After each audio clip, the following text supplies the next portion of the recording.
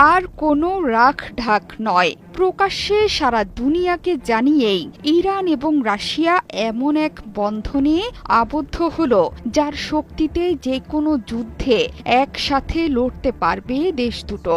আমেরিকার পক্ষ থেকে যখন ইরানে সরাসরি বোমা হামলার হুমকি, ঠিক তখনই রাশিয়ার সংসদের নিম্নকক্ষ তথা স্টেট দুমাতে অনুমোদন পেল মস্কো তেহরান ২০ বছর মেয়াদী কৌশলগত অংশীদারিত্ব চুক্তি, যার বেশিরভাগ জুড়েই আছে দুই দেশের মধ্যকার প্রতিরক্ষা সহযোগিতা।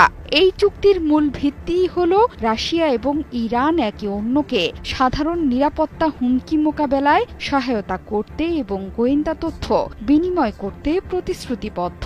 চুক্তিতে আরও বলা হয়েছে যে যদি উভয় পক্ষ আগ্রাসনের শিকার হয় তবে অন্য পক্ষ সেই আগ্রাসনকে সহায়তা দেবে না, অর্থাৎ ইরান আক্রান্ত হলে রাশিয়া তার সর্বশক্তি নিয়ে পাশে থাকবে। গেল জানুয়ারিতে ইরানের প্রেসিডেন্ট মাসুদ পেজেশকিয়ানের রাশিয়া সফরের সময়ে এই চুক্তি স্বাক্ষর হয়েছিল। এই চুক্তির আওতায় আগামী ২০ বছর ধরে সামরিক মহড়া, যৌথ সামরিক প্রশিক্ষণ, যুদ্ধজাহাজ তৈরি সহ নিরাপত্তা সংক্রান্ত বিভিন্ন খাতে পারস্পরিক সহযোগিতা বৃদ্ধি করবে দুই দেশ। সেই সাথে বৃদ্ধি পাবে রাজনৈতিক এবং অর্থনৈতিক সহযোগিতা। চুক্তি স্বাক্ষরের সময় পেজেশকিয়ান বলেছিলেন, আমরা একটি বহুকেন্দ্রিক বিশ্ব প্রতিষ্ঠার পথে এগুতে চাই এবং এই পথের একটি উদ্দীপক পদক্ষেপ হল এই চুক্তি। আর পুতিন বলেছিলেন, চুক্তির ফলে শুধু নিরাপত্তা খাতই নয় বরং অর্থনীতি এবং বাণিজ্য খাতেও দুই দেশের সহযোগিতামূলক তৎপরতা বৃদ্ধি পাবে। এই কৌশলগত চুক্তির একটি শর্ত হল দুই দেশই যাবতীয় অর্থনৈতিক আদান প্রদান দুই দেশের নিজ নিজ মুদ্রায় করবে।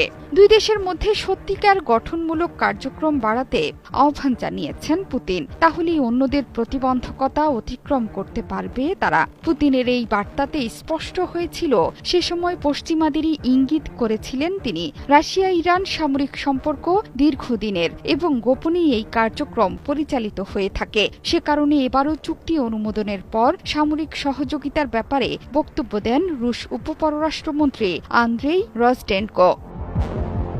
পারমাণবিক অস্ত্র প্রকল্প ইস্যুতে ইরানের বিরুদ্ধে এবং ইউক্রেনে রুশ বাহিনীর অভিযানের জেরে রাশিয়ার বিরুদ্ধে গত কয়েক বছর ধরে একের পর এক নিষেধাজ্ঞা জারি করেছে যুক্তরাষ্ট্র। আর সেসব নিষেধাজ্ঞাই আরও কাছাকাছি এনেছে মস্কো তেহরানকে। ২০২৪ সালে ইউক্রেন যুদ্ধে ইরানের তৈরি ড্রোন ব্যাপকভাবে ব্যবহার করেছে রুশ সেনাবাহিনী। গত সেপ্টেম্বরে রাশিয়াকে স্বল্প পাল্লার ক্ষেপণাস্ত্র ইরান সরবরাহ করেছে বলে অভিযোগ করেছে যুক্তরাষ্ট্র। বিনিময়ে তেহরানকে S-300 এবং S-400 air defence missile system এবং আধুনিক যুদ্ধ বিমান দিয়েছে মস্কো। তবে এবার পরমাণু কর্মসূচি নিয়ে যুক্তরাষ্ট্র এবং ইরানের মধ্যে মধ্যস্থতার চেষ্টা করছে রাশিয়া।